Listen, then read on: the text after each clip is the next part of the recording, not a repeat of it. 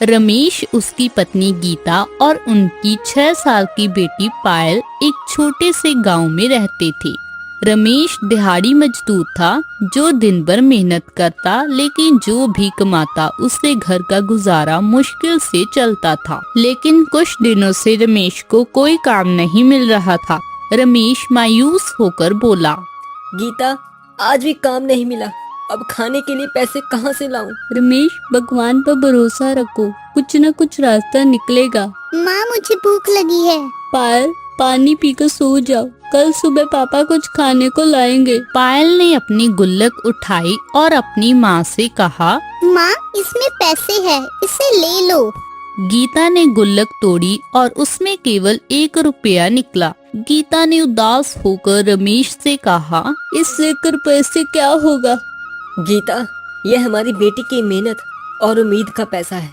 मैं इसे व्यर्थ नहीं जाने दूंगा। अगले दिन रमेश ने 1 रुपया लेकर गांव के बाजार में जाने का फैसला किया। इससे कुछ न कुछ ऐसा खरीदूंगा जिससे हमारी जिंदगी बदल सके। सड़क पर चलते चलते रमेश की नजर एक किसान पर पड़ी जो अपनी टोकरी में कुछ बीज बेच रहा था। रमेश उसके पास जाकर बोला, क्या अब मुझे 1 रुपए के बीज दोगे? तुम इतने कम पैसों से क्या करोगे? यह मेरी बेटी का पैसा है, मैं इसे व्यर्थ नहीं जाने दूंगा। किसान ने दया कर उसे 1 मुट्ठी बीज दे दिए।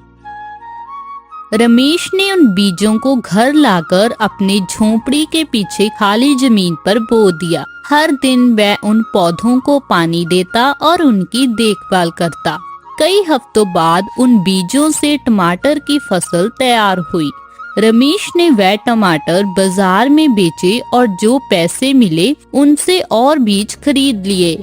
धीरे धीरे उसकी फसल इतनी बढ़ गई कि वह एक छोटे किसान के रूप में पहचाना जाने लगा। पापा, क्या अब हमारे पास खाने के लिए पैसे हैं? पायल, अब हमारे पास इतने पैसे हैं कि हम दूसरों को भी खाना खिला सकते हैं। रमेश ने अपनी सफलता के बाद गांव के गरीबों के लिए एक फ्री फूड सेंटर खोला जहां हर भूखे को खाना मिलता था।